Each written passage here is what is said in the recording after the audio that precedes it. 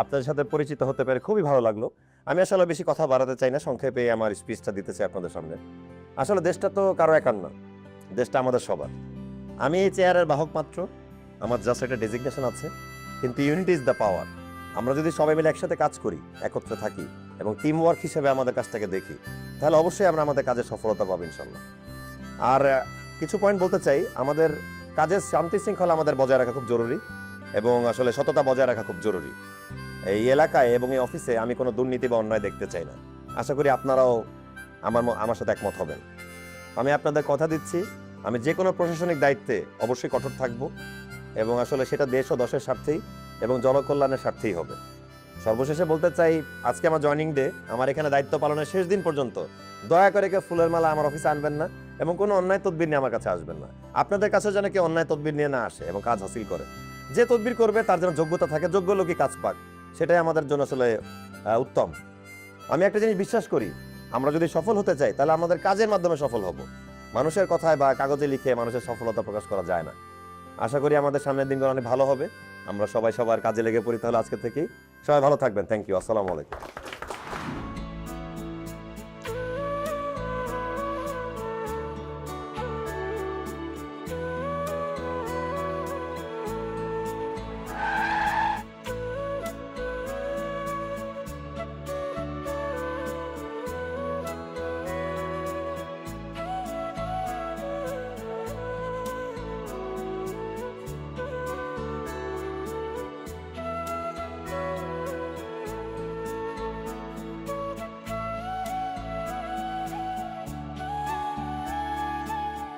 কিরে ডালপুরি, কি করতেছিস? আমি এই তো আব্বার সাথে বজলু ভাইয়ের সাথে বসে ভাত খাচ্ছি। তোকে খুব মনে পড়তেছিল। তুই খাওয়া দাওয়া করছিস? তো সেমিস্টার শেষ কবে? শোন, সেমিস্টার শেষ করে কিন্তু বাসায় চলে আসবি আমার কাছে, ঠিক আছে? আর পরীক্ষা চলা অবস্থায় যে কোনো হেল্প লাগলে ভাই আছে, জানাবি। ভালো থাকিস। ঠিক আছে, লেখাপড়া করিস মন দিয়ে। রাখলাম। আল্লাহ হাফেজ। ওয়ালাইকুম আসসালাম। এই সবিল, হুম।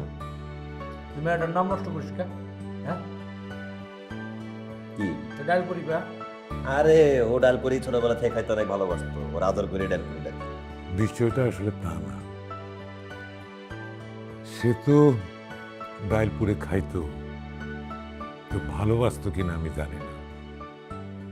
আসলে আমি তো বর্গা চাষ করতাম, তেমন কোনো আয় রোজগার হইতো না, তাতে ঘরের খাওয়ানো আনতে পারতাম না।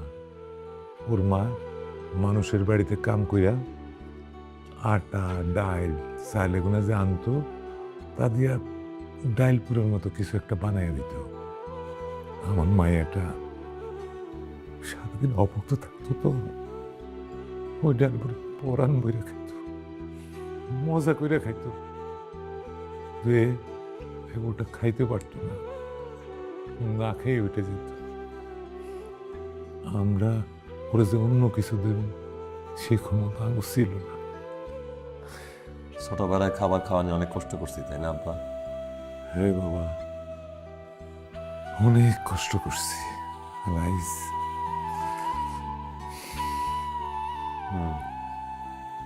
আগে খাবারের অভাব ছিল, মানুষগুলো ছিল পাশে। এখন খাবারের অভাব নাই, খাবার খাওয়ার মতো মানুষগুলো নাই। মা পাশে নেই। আমি ছোটবেলায় উঠোনে বসে পড়ালেখা করতেছি, মা সুইটে এসছে খাবার দিতে। আমি তারা জিজ্ঞাসা করতাম, মা তুমি খাইছো? সে কইতো হ্যাঁ খাইছি।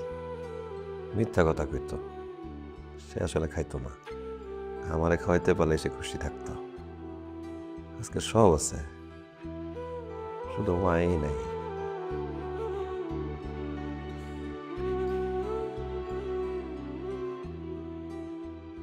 খা বাবা খা।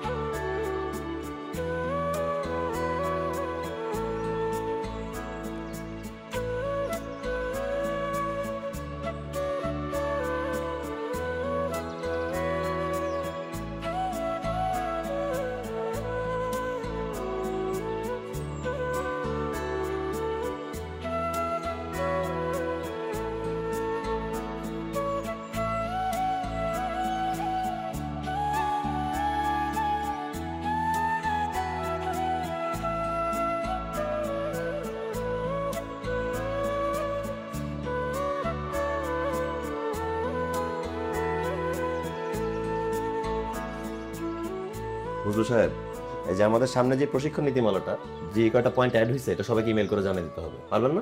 জি, বুঝছেন না? জি বুঝছি।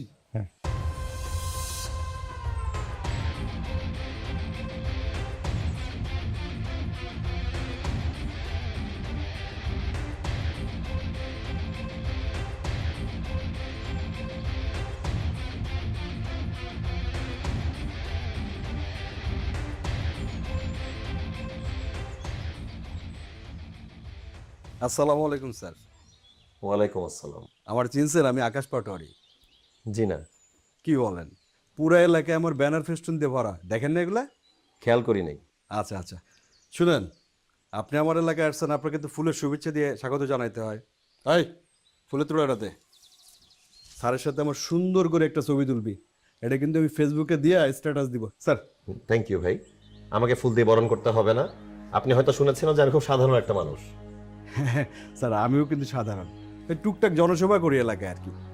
ভাই হলো বিশাল জনদরদির লোক, আমরা তো তার দয়েই বেঁচে আছি। ভুল বললেন, আপনি ওনার দয়া বেঁচে নাই, আপনি আল্লাহর দয়া বেঁচে আছেন, আমিও তার দয়ায় বেঁচে আছি। শুনেন, ভালো কাজ থাকলে আমার কাছে আসবেন, আমি পাশে থাকার চেষ্টা করব।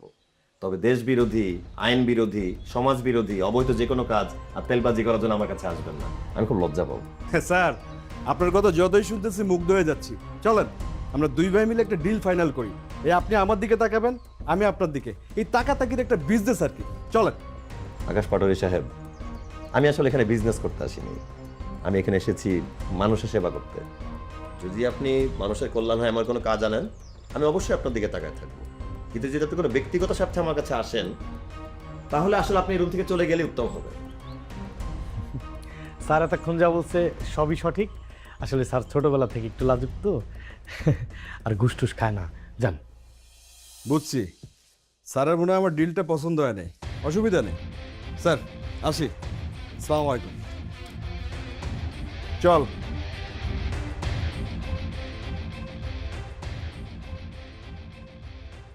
মেগা ডিজিটাল স্কেল মাপ নির্ণয় বাজারের সেরা, যেমন মজবুত তেমনি টেকসই, আবার প্রাইস কাউন্টিং এর সুবিধা রয়েছে।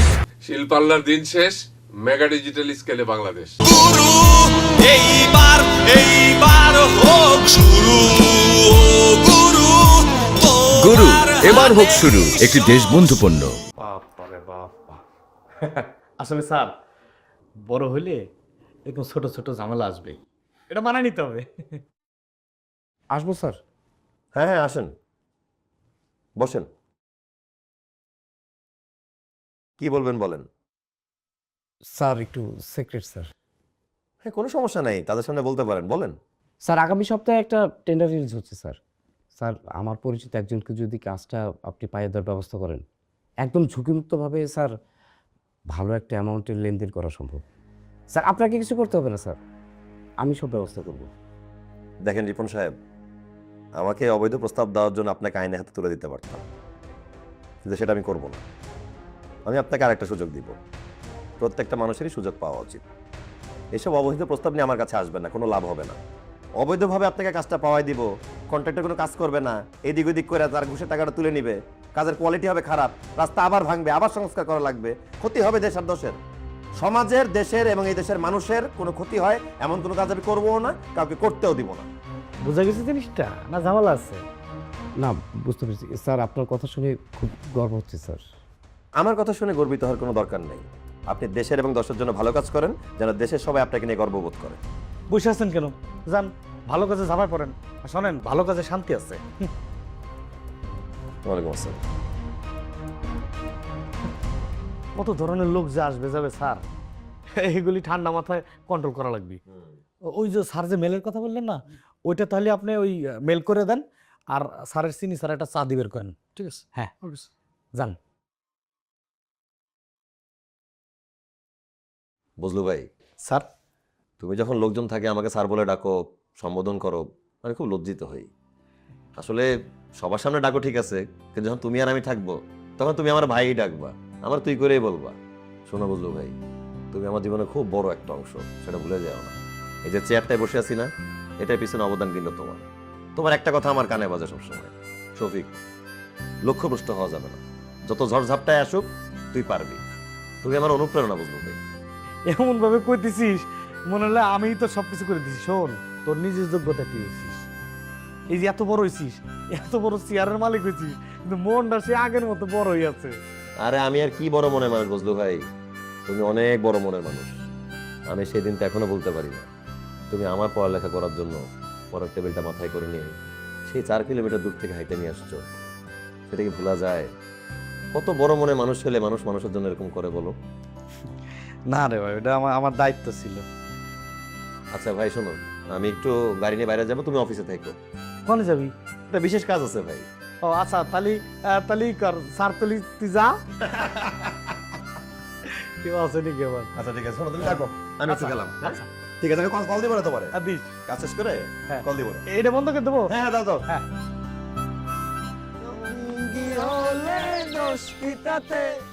হার মেনেছে দিনের আলো, লাগলে তোমায় লাগে আরো ভালো।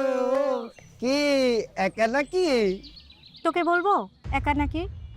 আহা, রাগ করে কেন? দেখো না, তোমাদের আর আমার মধ্যে একদম ম্যাচিং ম্যাচিং ব্যাপার আছে তো। কিসের মেশিন? ফালতু পোলাপান। আহা, এত রাগ করে কেন?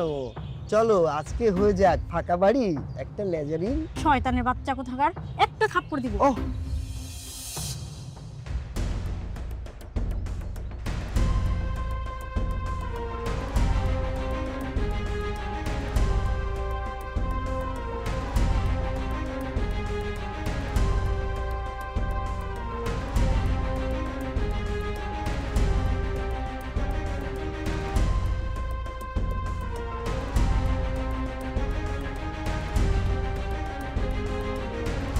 না না, চলো তুমিও চলো, দুজনে এখানে স্যার, এই বখাটিগুলো আমাদের ডিস্টার্ব করতেছে। কান ধরো, তোমরা তিনজন কান ধরো।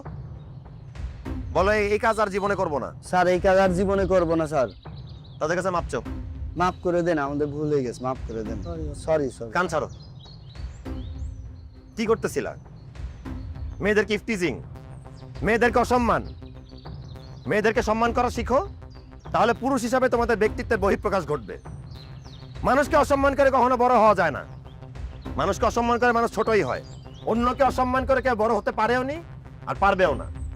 মেয়েদেরকে সম্মান করা পুরুষ মানুষের দায়িত্বই না, মানবিকতাও।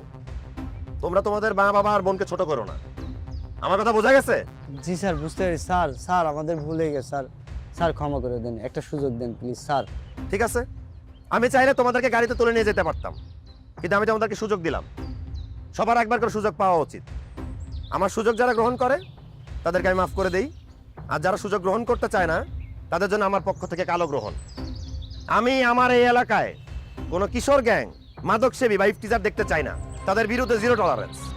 আরেকটা কথা মনে রাখো, তোমরাও কখনো না কখনো মেয়ে সন্তানের বাবা হতেও পারো। তোমাদের চেহারা যেন আমি নেক্সট টাইম না দেখি। জাস্ট দৌড়াও, ভাগো, যাও।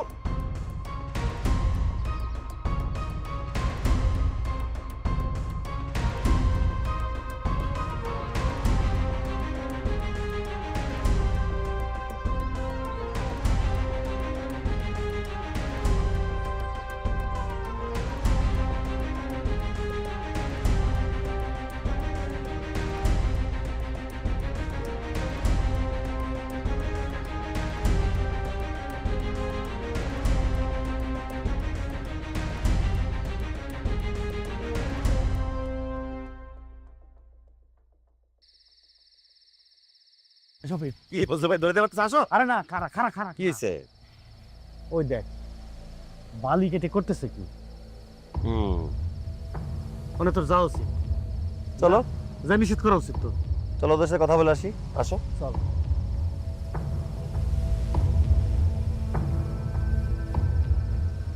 এ ভাই, এই স্যার একটু কথা বলবে।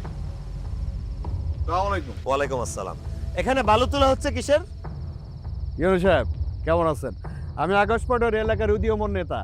জি জি, আপনার সাথে আমার পরিচয় আছে, আমি আপনার নাম জানি, আপনি আমার অফিসে দেখা করতে আসছিলেন। বাহ, এই তো ভাইকে চিনতে পারছেন। ভাই হলো এই এলাকার উদীয়মান নেতা, সবাই তাকে চিনে, সম্মান করে, শুধু আপনি স্যার ঠিকভাবে চিনতে পারেন না। দেখুন, উনি উদীয়মান নেতা হোক আর শয্যাশায়ী নেতা হোক সেটা আমার দেখার বিষয় না। এখানে অবৈধভাবে কেন বালু তোলা হচ্ছে এই বিষয়টা কি আপনাদের বোধ জ্ঞানে নাই? স্যার, প্রথম কথা হলো এটা কারো বাপের সম্পত্তি না, আর দ্বিতীয় কথা হচ্ছে বালি হচ্ছে এটা খনিজ সম্পদ, যেটা বিক্রি করে আমি জনসেবা করি। তাছাড়া আমার পার্টির কিছু দুর্বল সদস্য আছে, এই বালি বিক্রি করার টাকায় তারা চলে। শোনেন, এত কথা শোনার সময় আমার নাই। আপনি যদি এখনই অবৈধভাবে বালু উত্তোলন বন্ধ না করেন তাহলে কিন্তু আমি অন স্পটে লিগ্যাল অ্যাকশন নিতে বাধ্য হব। হ্যাঁ স্যার, আমি এত বোকা না। ঠিক আছে, বন্ধ করলাম। এই, বালি উঠানো বন্ধ কর। আকাশ পাটোয়ারি সাহেব, খুব সাবধান থাকবেন। আপনাকে আমি আনঅফিসিয়ালি লাস্ট ওয়ার্নিং দিচ্ছি, এরপর এবার অফিসিয়াল লেটার পাঠাবো। ভালো থাকবেন। আকাশ পাটোয়ারি কি পারে সেটা সময় হলে বোঝা যাবে। আয়।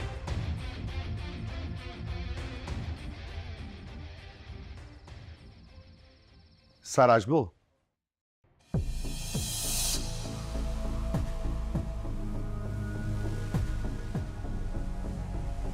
হ্যাঁ আসুন।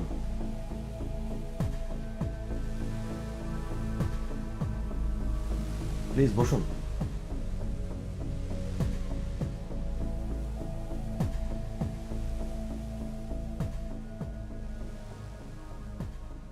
বলুন, কি হেল্প করতে পারি? স্যার, আমি এই গ্রামে ছোট থেকে বড় হয়েছি। এই গ্রামে আমার অনেক স্মৃতি জড়িত। আমার বড় ভাইয়ের ছেলে আমার বাবার কিছু জমি দখল করে নিয়েছে। তো আপনি যদি লিগ্যাল ওয়েতে আপনি এই সমস্যার সমাধান করে দিতে পারতেন, আমি কৃতার্থ হতাম। দেখুন, লিগ্যাল ওয়েতে আমি যদি আপনার কোনো সমস্যার সমাধান করতে পারতাম আমি খুব খুশি হতাম, কিন্তু এটা তো আসলে জমি জমার বিষয়।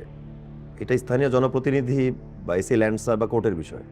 স্যার, আমি জানি যে আসলে এটা আপনার ডিপার্টমেন্টের কাজ না, বাট আমি শুনেছি যে আপনি মানুষের উপকার করেন, এই জন্য আমি আপনার কাছে এসেছি।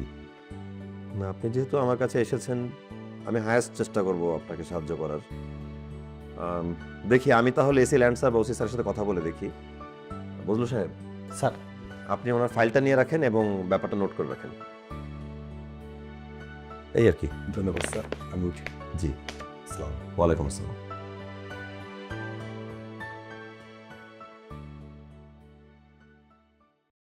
দেখছিস, আমাকে দেখার পরে কিন্তু চমকায় উঠছে। বুঝলো সাহেব, মানুষের ব্যক্তিগত বিষয়ে অতি উৎসাহী হওয়া ঠিক না। Sorry sir. আমি সাইন করে ফেলছি, সব কিছু ফাইলটা রেখে দেন। ঠিক আছে। আজকে এখানে আমি উপস্থিত আছি, এসি ল্যান্ড স্যার উপস্থিত আছে, আমরা বাদীর কথা শুনেছি। আমাদের বিবাদী জনাব আকাশ পাটোয়ারি, ওনার কাছে আমরা জানতে চাই যে আসলে এই ব্যাপারটা কি।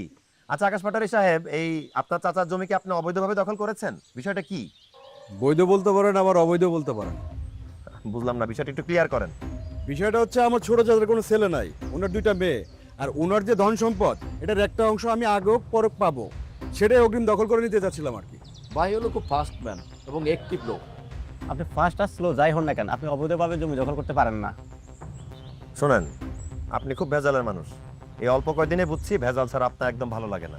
দেখেন, খুব সিম্পল একটা হিসাব, আপনার চাচা যদি আপনাকে জমিটা দেয় তাহলে সেটা আপনার হতে পারে, কিন্তু আপনি যদি অবৈধভাবে দখল করতে চান তাহলে সেটা আপনি করতে পারেন না, কারণ জিনিসটা অবৈধ। জি, আমি মাঠের কিছু জমি ইচ্ছাকৃতভাবেই দিয়ে দিয়েছি। এটা হচ্ছে আমার বাপ দাদার ভিটে বাড়ি। আমি যতদিন বেঁচে আছি এটা আমি কাউকে দিতে চাচ্ছি না। বাদীর কথা তো শুনলেনই, তাহলে তো এই জমিটা আপনি পাচ্ছেন না আকাশ পাটোয়ারি সাহেব। জি, তাহলে আপনার করণীয়? ঠিক আছে, আমি এই জমি আর দখল করবো না। ঠিক আছে, আমি আশা করি আপনি আকাশ পাটোয়ারি সাহেব, আপনার চাচা মিজান পাটোয়ারি সাহেব, আমি মনে করি যে আপনারা দুজন একত্রে বসবাস করলে সেটা উত্তম হয় এবং আপনারা একত্রে বসবাস করবেন। এখন আপনারা যেতে পারেন। জি স্যার, ঠিক আছে। আমার ওই যে কনস্ট্রাকশনের কাজ চলতেছিল ওগুলো সব বন্ধ করতে বলতেছে। এই চল। তো মুরব্বীরা, আপনারা তো দেখলেন যে আমি উপস্থিত ছিলাম, এসি ল্যান্সার উপস্থিত ছিল, বাদীর কথা শুনলেন। উনি আসলে অবৈধভাবে জমি দখল করতে চাচ্ছিলেন, সেটা আমরা করতে দিব না। তো আপনারা কি এই জমির বিচারের সাথে একমত? একমত। ঠিক আছে, আপনারা তাহলে বাসায় যান। সবাইকে অনেক ধন্যবাদ। আসসালামু আলাইকুম।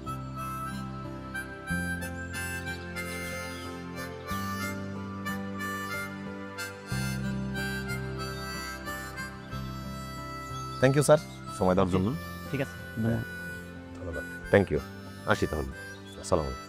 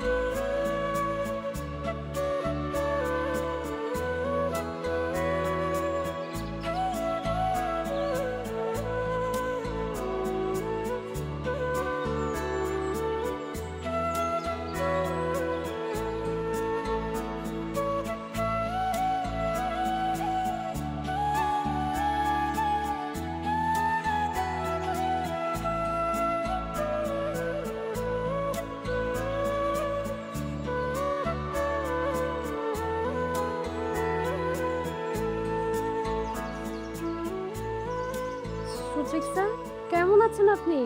কতদিন পর আপনার সাথে দেখা। আমি তো কখনো ভাবতেই পারিনি আপনার সাথে আবার দেখা হবে। আপনি বিসিএস ক্যাডার হয়েছেন? হ্যাঁ, হয়ে গেছি। এই খবরটা আসলে তোমাকে পৌঁছানোর জন্য অনেক চেষ্টা করছিলাম। তোমাদের বাসায় যাই, গিয়ে দেখি তালা দেওয়া।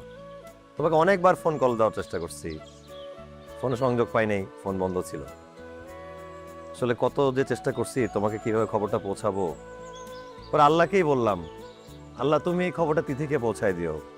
আমি অ্যাটলিস্ট তিথির স্বপ্নটা তো পূরণ করতে পারছি। বিসিএস ক্যাডার হয়েছেন, এটা তো তেমন কোনো স্বপ্ন না। এখন আমার স্বপ্নগুলো অনেক বড় বড়। এখন আপনাদের মতো অনেক সাবেক বিসিএস ক্যাডাররা আমার হাজবেন্ডের অফিসে জব করে, আর আমার হাজবেন্ডকে স্যার বলে সম্বোধন করে। আর আমার হাজবেন্ড অনেক ভালো একজন মানুষ, আমাকে অনেক ভালোবাসে, অনেক টেক কেয়ার করে আমার।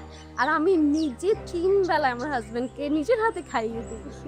এক কথায় বলতে পারেন আমি এই পৃথিবীর সব থেকে সুখী মানুষ। জেনে খুব খুশি হলাম। আসসালামু আলাইকুম স্যার, কেমন আছেন? ওয়ালাইকুম আসসালাম, আমি ভালো আছি। তুমি কেমন আছো? জি স্যার, আলহামদুলিল্লাহ ভালো। আপু, বাবা ডাকে, চল। Bye bye sir.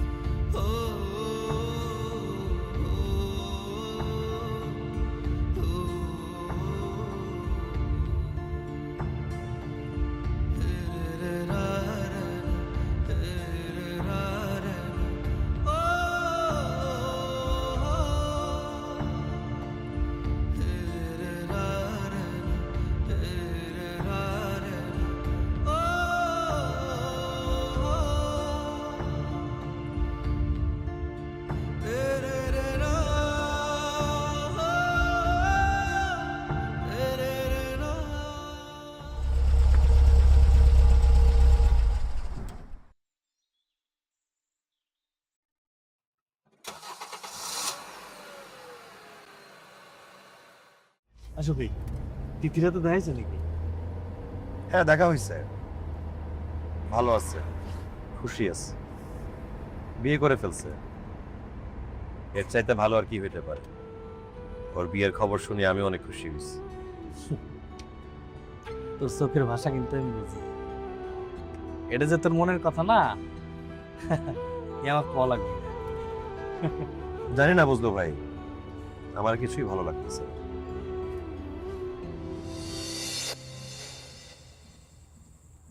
জ্যোৎস্নার আলো আপনার কেমন লাগে? পৃথিবীর সমস্ত আলোয় আমাকে আনন্দিত করে। আমার চোখের আলো আপনাকে আনন্দিত করে? করে। তাহলে আমার চোখের স্বপ্নগুলোও কি আপনি দেখতে পান? না। আমার স্বপ্নগুলো আসলে খুব ছোট, খুবই সাধারণ, তাই হয়তো আপনি দেখতে পান না।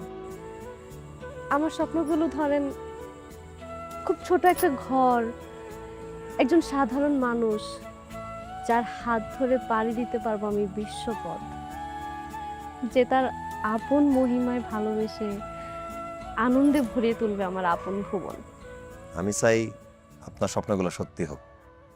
কিরে, কি চিন্তা করিস? না, চিন্তা করতেছিলাম ভাই, মানুষের ছোট ছোট স্বপ্নগুলা অনেক বড় হয়ে যায়। ওই বড় স্বপ্নে মানুষ বিভোর হয়ে যায়, আত্মহমিকা নিজেকে বিলীন করে ফেলে। মানুষ ভুলে যায় তার সোনালী সহজ অতীত। তোর চেহারাই কথা কয় না, আমি তোর চেহারা পড়বে পারি ভাই। আমার কিছুই ভালো লাগতেছে না বুঝলো ভাই, জানি না কি করব। আলোর নিচে যেমন অন্ধকার থাকে, ভালোবাসার নিচেও থাকে ঘৃণা। এক নিমিষেই আমার সুন্দর অতীতটা অন্ধকার হয়ে গেল। দেখ ভাই, আল্লাহ যা করে ভালোর জন্য, আল্লাহ উত্তম পরিকল্পনা করে। এই অন্ধকার নিমিষে কাটে যাবি, শুধুমাত্র একটা আলোর দরকার, সেটা হলো সূর্যের আলো। আলো আসবি ভাই, অপেক্ষা কর, আলো আসবি।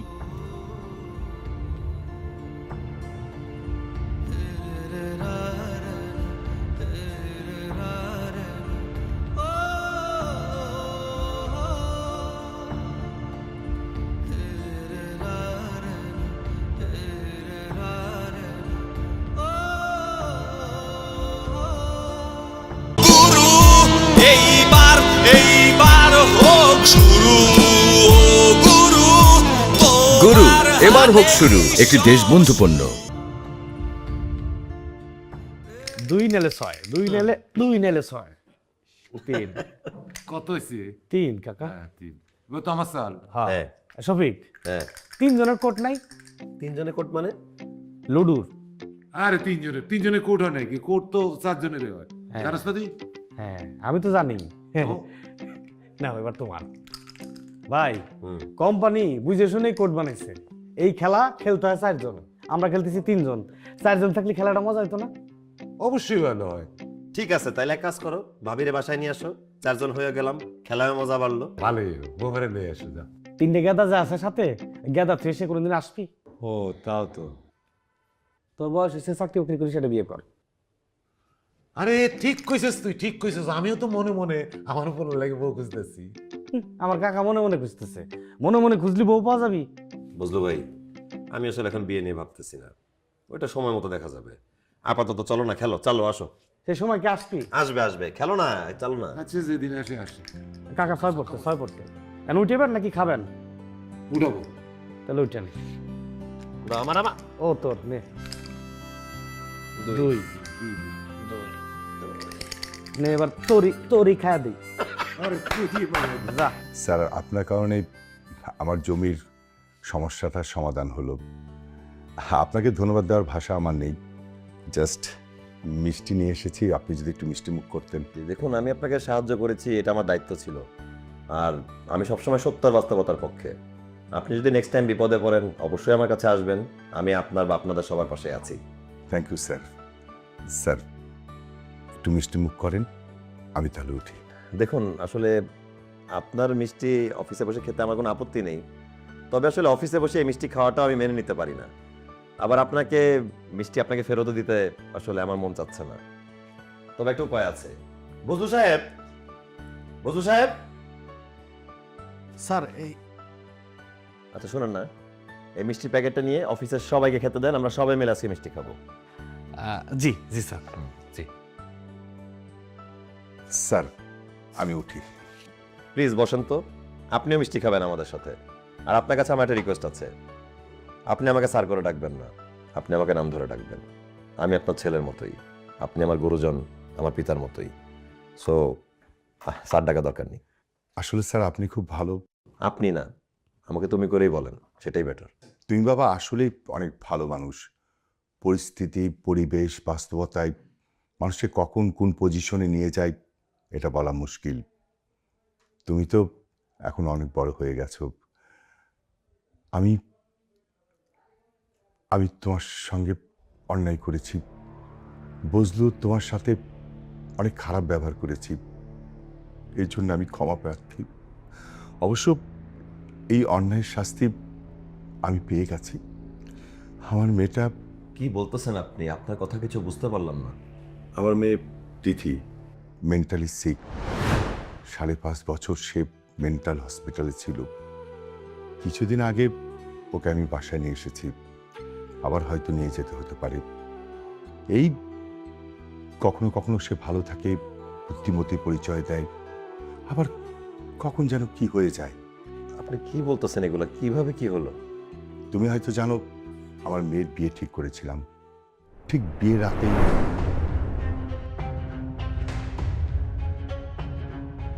কি রে দিদি, দাঁড়িয়েছিস কেন? চল। বাবা আমি এই বিয়েটা করতে পারবো না, তুমি ওদের সবাইকে না বলে দাও। বিয়ে করতে পারবি না মানে কি? বিয়ের সমস্ত আয়োজন কমপ্লিট হয়ে গেছে, ঘর ভর্তি মেহমান। একটু পর আমরা সবাই মিলে কমিউনিটি সেন্টার রওনা দিব। এখন বলছিস বিয়ে করবি না? দেখ, আমার কথা অবাধ্য হবি না। যদি অবাধ্য হোস, আমি কি করতে পারি সেটা তুই ভালো করে জানিস। প্রস্তুত হ। বাবা আমি প্রস্তুত, কিন্তু বিয়ে করার জন্য না, আত্মহত্যা করার জন্য। দেখতে পাচ্ছ বাবা, আমি সবগুলো ওষুধ খেয়ে ফেলেছি। বাবা আমি শফিককে অনেক ভালোবাসি, আমি ওকে ছাড়া আর কাউকে বিয়ে করতে পারবো না। ওকে ছাড়া আর কাউকে বিয়ে করাটা উচিত হবে না বাবা, আমি পারবো না।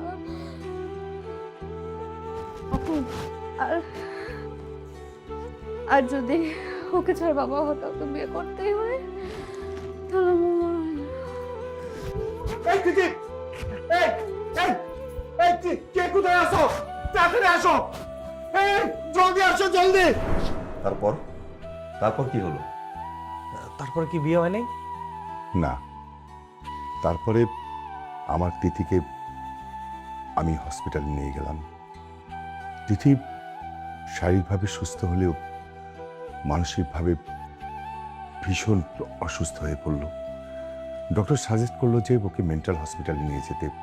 তারপরে আমার তিথি মেন্টাল হসপিটালে প্রায় 5.5 বছর ছিল। বাবা, আমাকে তুমি ক্ষমা করে দিও। আসসালামু আলাইকুম।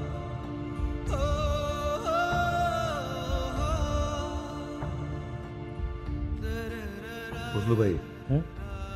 তিথির কি হয়েছে? বুঝলো ভাই তোর এটা অফিস অফিস, একটু কন্ট্রোল কর। বুঝলো ভাই, আমি তিথির কাছে যাই, তুমি অফিসে থাকো। আমি তিথির কাছে যাওয়া লাগবে আমার। আচ্ছা আচ্ছা আচ্ছা আমার যাওয়া লাগবে না। আমি তোমার জন্য নিজের হাতে রান্না করে নিয়ে আসছি। তুমি না আমার হাতে রান্না খেতে অনেক পছন্দ করো, এই যে দেখো তোমার জন্য আমি কত কিছু নিয়ে এসেছি, সবগুলো তোমার খেতে হবে। কি খাবে না? কেন? তুমি না খেলে কিন্তু আমি অনেক রাগ করবো, অনেক রাগ করবো। কি বলেছি বুঝেছো তো? বুঝেছো বুঝেছো? সবগুলো কিন্তু খেতে হবে। কি খাওয়া না? চলো ওষুধ খেতে হবে, চলো। তুমি কিন্তু কালকে ওষুধ খাও নাই কেন? আমি কেন ওষুধ খাবো? আমি কি পাগল নাকি? তুই একটা পাগল, তুই বাসায় গিয়ে ওষুধ খা, বোকা মেয়ে কোথাকার। দেখছো কি বলে, দেখছো কি বলে নওরিন। ও তুমি নওরিনের জন্য খাবা না? তুমি দেখো দেখো, ওই যে দেখো কে আসছে, উনি কি মনে করবে? উনি কে? উনি এখানে কেন আসতেছে? শফিক তোমাকে নিয়ে যেতে আসতেছে। চলো আমরা বাসায় গিয়ে খাবো।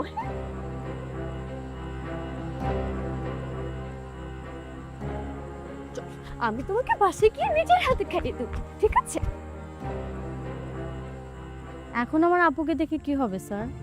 যদি ওষুধ খায় তো ঠিক থাকে, আর যদি না খায় তাহলে সারাদিন কি যে বলে তার বলে বোঝানো যাবে না। স্যার আমার আপুর জন্য দোয়া করবেন। আর তাছাড়া আমি তো জানি আপনি আমার আপুর সাথেই দেখা করতে আসছেন। না তাওরে, আমি আমার ভাগ্যকেই দেখতে আসছি। না স্যার, এটা তো ভাগ্য না, এটা দুর্ভাগ্য। আচ্ছা বাদ দেন, বাসায় আসেন। না না, আজকে না, অন্য কোনো দিন আসবো।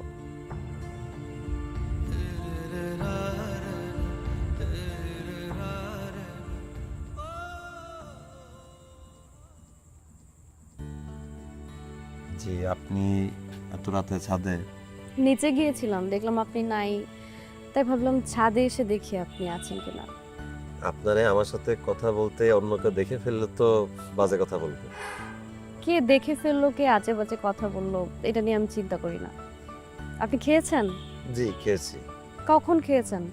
আমি তো তখন দেখলাম আপনি খেতে বসছেন, হঠাৎ করে একটা গাড়ি আসলো, আপনি গেট খুলতে গেলেন, তারপর তো আর খেতে বসেন নাই। জি।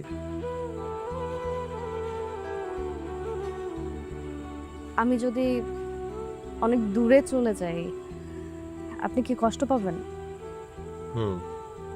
খুব কষ্ট পাবো, খুব মন খারাপ লাগবে।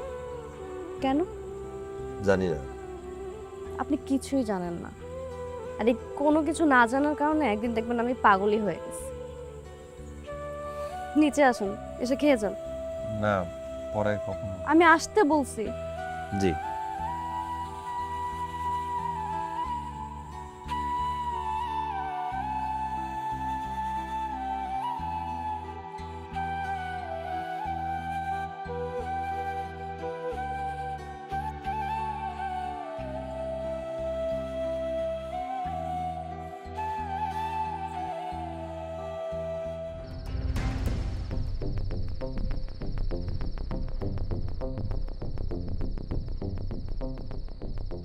জনি, বড় ভাই, এলাকার খবর কিছু জানো? কোনো সমস্যা হয়েছে? তুই তো এলাকার কোনো খবর রাখো না। ইওনো মহোদয় যে আকাশ পাটোয়ারি রে বালি উত্তোলনের পারমিশন দিচ্ছে, এই বালুর ড্রেজারের পানি কৃষক জমিতে যাইয়া সব ফসল পয়সা চাইতেছে। কিন্তু ভাই, আমি যতটুকু জানি ইউনো সাহেব তো একজন সৎ মানুষ। ইওনো মহোদয় যে সৎ মানুষ এটা তুইও জানো, আমিও জানি, কিন্তু এই যে আম জনতা এরা তো আর জানে না। জানে? তাহলে ভাই আমরা এখন কি করব? এই একটা সুযোগ, এই সুযোগে ইউনোর বিরুদ্ধে আমরা একটা আন্দোলন গইরা তুলব। এই আন্দোলনে হয় ইউনো মহোদয় পড়বে, নয় আকাশ পাটুরি পড়বে, মাঝখান থেকে লাভ হবে আমাগো। কিন্তু বড় ভাই, আকাশ পাটোয়ারির বিরুদ্ধে যে আপনি আন্দোলন করবেন, একবার যদি হাইরা যান তাহলে কি আমরা জানে বাঁচতে পারব? আরে বলো, সেনাপতি রাজা হয় কখন? কখন? যখন রাজা মইরা যায় বা রাজারে মাইরা ফালানো হয় তখন। সারা জীবন কি চামচাগিরি কইরা থাকবি? রাজা হইতে মন চায় না, সেনাপতি হইতে মন চায় না। আমার ভিতরে তো রাজা হওয়ার লোভ কাজ করে, তোর করে না সেনাপতি হওয়ার লোভ? অবশ্যই মন চায়। এই ইস্যু নিয়া, পানির ইস্যু এবং বালুর ইস্যু নিয়া এই এলাকার আম জনতার ভিতরে একটা ক্ষোভ তৈরি করতে হবে। এই ক্ষোভ তৈরি করে আমরা একটা বিশাল আন্দোলনের আয়োজন করব। এই আন্দোলন দিয়া হয় ইউনো মহোদয় নয় আকাশ পাটোয়ারি, দুজনের একজনের ফালাই দিতে হবে। এই দুজনের একজন পড়লেই মাঝখান থেকে লাভবান হব আমরা, তুই আমি। এইটাই হলো মোক্ষম সুযোগ। ওকে বড় ভাই, চল। শফিক, আমি যদি অভিনেতা হতাম না, আমার মনে হয় ভালো করতাম। কেন? ওই যে দেখলাম অফিসে তোরা তো অভিনেতা, কই কি স্যার স্যার বোঝা যায় নাকি? না, ভালো বলছো, বোঝা যায় না। কাকা বোঝা যায় না। খাবেন না?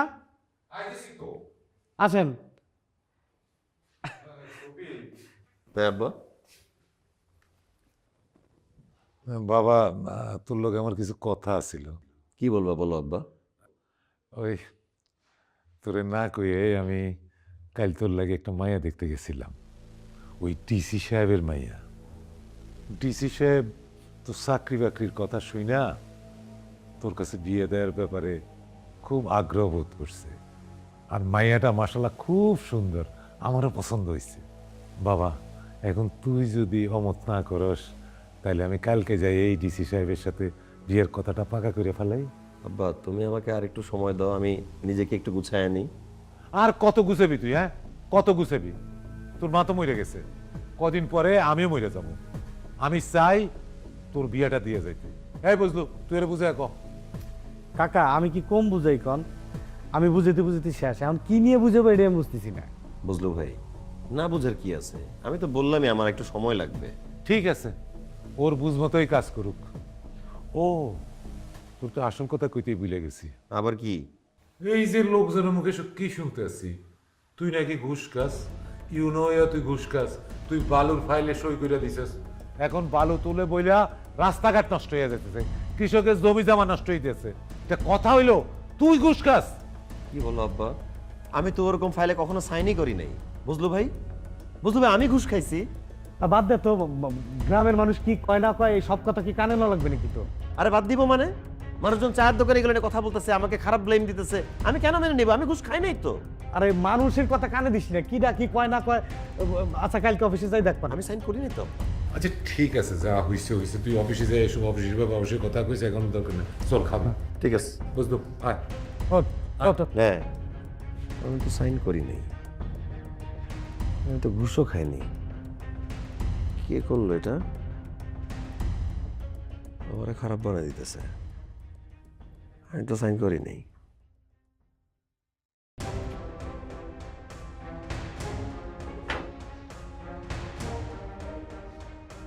এটা কিভাবে পসিবল?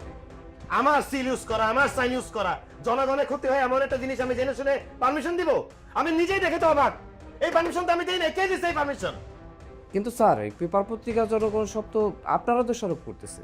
এখন যদি স্যার আপনি এই কাজটা করেই থাকেন তাহলে মাইনে নিয়ে সমাধান করে ফেলেন স্যার। তাহলে আপনি বিশ্বাস করেন না এই কাজটা আমি করি নাই? জনগণের ক্ষতি হয় এমন কিছু জেনে বুঝে শফিক কিবরিয়া কোনো কিছু পারমিশন দেয় নাই, আমি এটা করি নাই। বুঝতে পারছি, আপনার সাথে কথা বলে কোনো লাভ নাই, যা দেখার আমি করবো। জানতে পারুন বধু সাহেব, বালক উত্তোলনকারী কন্ট্রাক্টরের নাম কি ছিল? আকাশ পাটোয়ারি। আকাশ পাটোয়ারি, রাইট। এই লোকটাই তো বালু উত্তোলনের কাজ করতো, আমার অফিসে দেখা করতে আসছিল। তিথিতে জমি এই লোকটাই দখল করছে। এই লোকটাই আমার বাসায় মিষ্টি আর টাকার প্যাকেট নিয়ে আসছে। আপনি জলদি একটা কাজ করেন, এই আকাশ পাটোয়ারির সাথে আমার মিটিং ফিক্স করেন, আমি তার সাথে সামনে সামনে ডিসকাস করতে চাই। আমি মনে করি ঝামেলা ঘাটাঘাটি করলে ঝামেলা বেশি বাড়বে, কি দরকার? থাক। ঝামেলা কি বাড়তেছে না? ঝামেলা কি সলভ হয়ে যাচ্ছে? মানুষজন দেয়ালে দেয়ালে পোস্টার লাগাইতেছে, চায়ের দোকানে অফিসারদের কথা বলতেছে, সবাই এটা হাসাহাসি করতেছে, আমাকে দুর্নীতিগ্রস্ত বলতেছে, আর আমি মেনে নিব? আপনি আকাশ পাটোয়ারির সাথে আমার জলদি মিটিং ফিক্স করেন, আমি তার সাথে কথা বলবো, আর রিসেন্ট সমস্ত সিসিটিভি ফুটেজ আমি চেক করতে চাই। জি স্যার। রিসেন্ট প্রত্যেকটা সিসিটিভি ফুটেজ দেখতে চাই। জি যাও।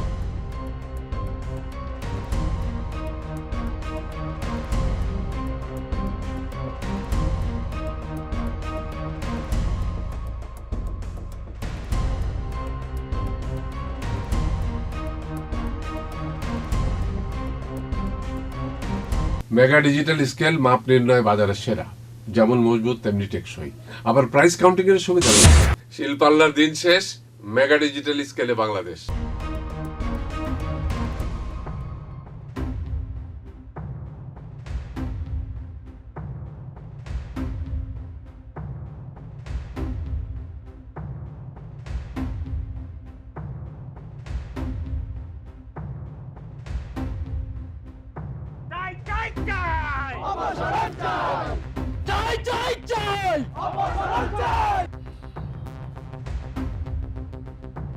আমি গতকাল সারাদিন আর রাত সিসিটিভি ফুটেজ চেক করছি, বুঝলো ভাই।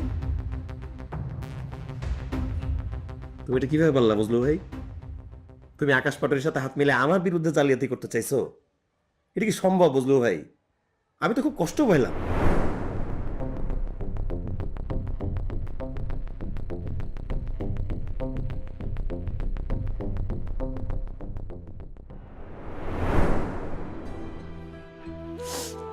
আমারে মাফ করে দিস ভাই, আমার ভুল হয়েছে।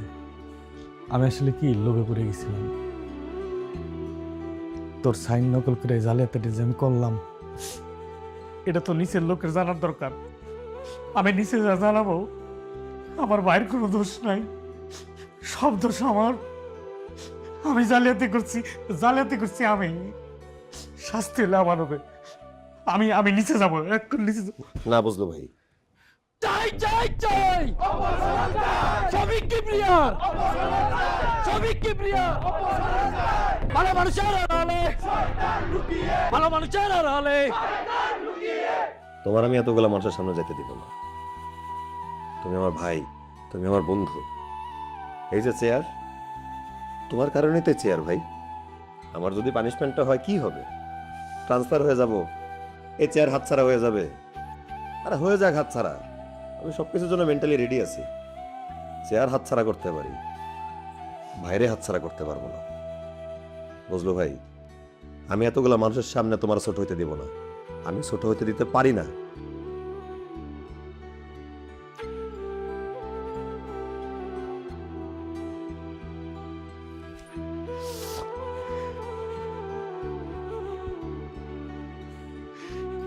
চাই চাই চাই শফিক কিবরিয়ার, চাই চাই চাই শফিক কিবরিয়ার,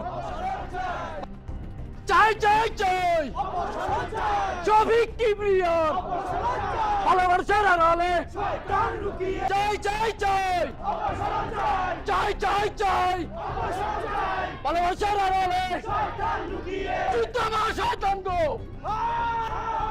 যুদ্ধ আমার, চাই চাই চাই শফিক কিবরিয়ার, চাই চাই চাই ভালোবাসার আড়ালে চাই চাই চাই শফিক কিবরিয়ার, ভালোবাসার আড়ালে। আমাকে একটা শেষবারের মতো কথা বলার সুযোগ দেন কাইন্ডলি। দেখেন, আমি অন্যায় করছি, আমি ঘুষ খেয়ে অবৈধ ফাইলে সাইন করছি, এটা অন্যায় হয়েছে। দেশের নিয়ম এবং আইন অনুযায়ী আমার যা শাস্তি হবে আমি তা মাথা পেতে নিব। তবে একটা কথা বলার আছে আপনাদেরকে আমার, আপনারা এই বিষয়ে যেভাবে এক আছেন, একত্রিত আছেন, সৎ আছেন, এমনটাই থাকবেন। আমার বিরুদ্ধে এবং আকাশ পাটোয়ারির বিরুদ্ধে এভাবেই লেগে থাকবেন। আকাশ পাটোয়ারির বালু উত্তোলন বন্ধ রাখতে হবে। আমি আবারও বলছি, আমি অন্যায় করেছি এবং আমার বিচার দেশের আইন অনুযায়ী হবে, আমি সেটা মাথা পেতে নিব। আমি ঘুষখোর, আমি অপরাধী, আমি আপনাদের মতো সৎ থাকতে পারিনি, আমি অসৎ হয়ে গেছি। এই দেশটা আপনাদের, এই প্রতিষ্ঠানটা আপনাদের, আমরা চলে যাব, অন্য কেউ আসবে। আমি থাকি না থাকি, আপনারা একত্রিত থাকবেন। আমি আমার কৃতকর্মের জন্য আপনাদের কাছে ক্ষমা প্রার্থী, আমাকে মাফ করে দিবেন আপনারা। ভাই ভাই, আপনারা যারা অপসারণ চাইতেছেন ভাই, তারা যে আপনারা সৎ ভাবতেন, সে সত্যি সৎ, সে অসৎ না। এই অসৎ কাজ আমি করছি ভাই, সত্যি এই অসৎ কাজ আমি করছি, শাস্তি হলে আমার উচিত। আপনাদের এলাকার আকাশ পাটোয়ারি, সে আমার মাথায় পিস্তল টেকা।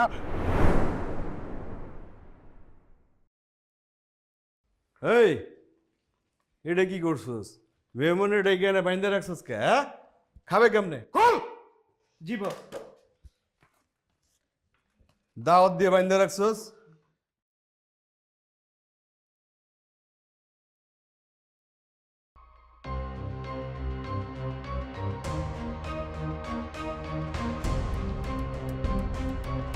গুড।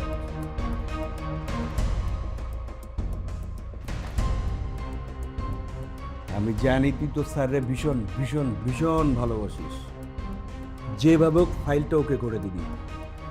আর যদি না করিস তো স্যারে কিন্তু ট্রান্সফার করে দিব, এখান থেকে না, দুনিয়া থেকে, যেখান থেকে আর কোনো দিন ফিরে আসতে না পারে। আর তুই পারিস বাঁচাইতে, তুই পারিস মারতে, সিদ্ধান্ত তোর।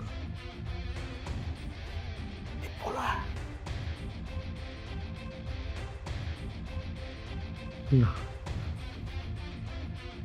আমি বেঁচে থাকতে আমার ভাইয়ের কি ছবি, এটা আমি মেনে নেব না। আমি যেভাবেই হোক। গুড, গুড বয়, লক্ষ্মী ছেলে। এই, কি করছিস এটা? হ্যাঁ, মেমনের লাগে এটা কি আনছিস? 2 প্লেট কাচ্চি খাবি বাইরে, হ্যাঁ? খাওয়া দাওয়া বাসায় খা দিবি। ওকে,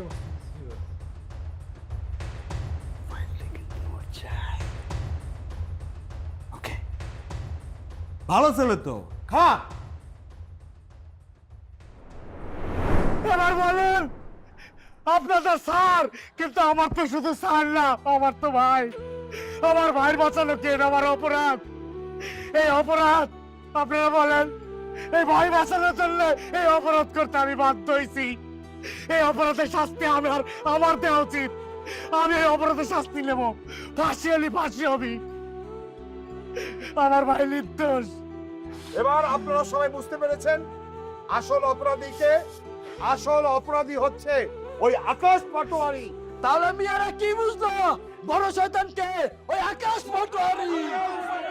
বিচার কার চাই? শুনেন, আপনারা একটু দয়া করে আমার কথা শুনেন। কেউ দয়া করে আইন নিজের হাতে তুলে নেবেন না। আপনারা যার যার ঘরে ফিরে যান। অপরাধের বিচার অবশ্যই হবে। আমি নিজে নিশ্চিত করব যে আমি অপরাধের বিচার করাবো। কারো বলির পাঠা হওয়ার দরকার নাই, কারো উপকার করতে গিয়ে কারো ক্ষতি সাধন করার দরকার নাই। আপনারা যার যার ঘরে ফিরে যান। আমি আপনাদের সত্যি কথা দিচ্ছি, এই আকাশ পাটনের বিচার হবে। আপনারা যান। চলেন সবাই, আমরা চলে যাই।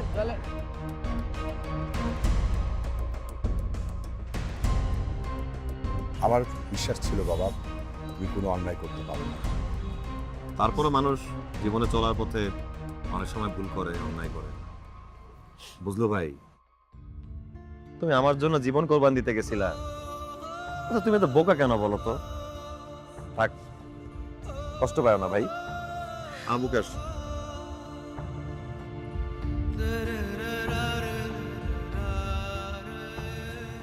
তিথি কোথায় আছে, কেমন আছে? ওর অবস্থা আরো অবনতি হয়েছে। আজকে ওকে ওর আপন ঠিকানায় নিয়ে যাব। নিয়তির কি নির্মম পরিহাস! বাবা সব কিছুর জন্য আমি দায়ী, আমি দায়ী। আসি বাবা, ভালো থেকো।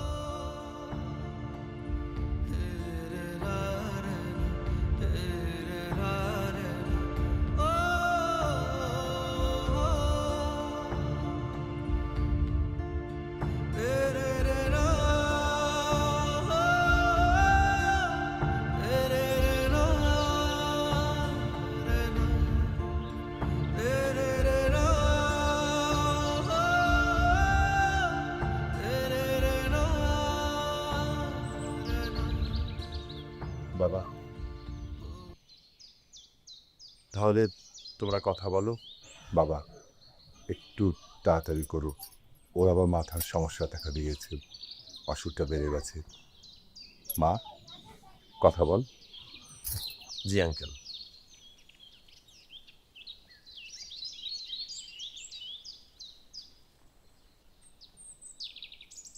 তোমার কি আমার কথা মনে পড়ে? তুমি কি আমাকে চিনতে পারো? আমি তোমাকে কিভাবে চিনব? আমি তো আমার নিজেকেই চিনি না। এই তুমি আমার নাম জানো? আমার নাম কি? হ্যাঁ হ্যাঁ, তোমার নাম তিথি। ও তিথি, হ্যাঁ হ্যাঁ, তিথি নামের আমি একটা মেয়েকে চিনি তো। জানো, অনেক দুষ্ট ছিল, অনেক চটপটে ছিল, ও সারাক্ষণ নিজের স্বপ্নের মধ্যে একদম বিভোর ছিল। হঠাৎ করে তিথির জীবনে একটা ছেলে আসছে, আর ওই ছেলেটাকে তিথি অনেক ভালোবাসতো, অনেক ভালোবাসতো। হঠাৎ করে একটা দমকা হাওয়া এসে তিথির জীবনটাকে পুরো লন্ডভন্ড করে দিয়ে চলে গেছে। এরপর তিথিকে আমি খুঁজেই পাই না। তিথি যেন কোথায় চলে গেছে আমার জীবন থেকে। আচ্ছা, ওই তিথির জীবনে কি শফিক নামের কেউ ছিল? তুমি কি জানতা, চিন্তা তাকে? হ্যাঁ, তিথি আমাকে একদিন বলছিল ওই শফিক ছেলেটাকে তিথি নাকি অনেক ভালোবাসতো। আর জানো কি হয়েছে? ওই শফিকের জন্য তিথি নাকি নিজের হাতে রান্না করে কতবার নিয়ে গেছে, কিন্তু তিথি নিজের হাতে কখনোই ওই শফিককে খাওয়াইতে পারে না।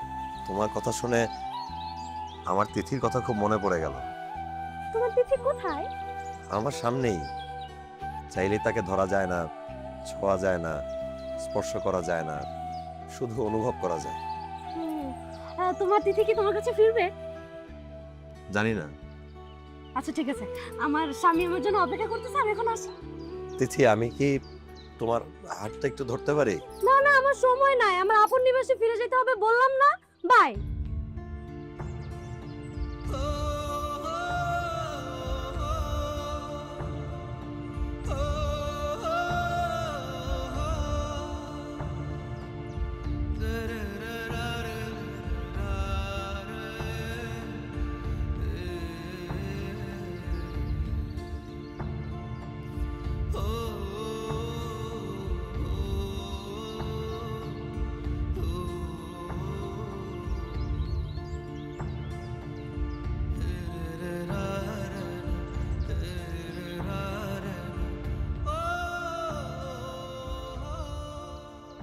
আমার আর তিথির একে অপরের প্রতি ভালোবাসার এই অব্যক্ত অনুভূতি কখনো পূর্ণতা পাবে কি পাবে না, তা আমরা এখন জীবনের এই পর্যায়ে এসে আর কেউ জানি না।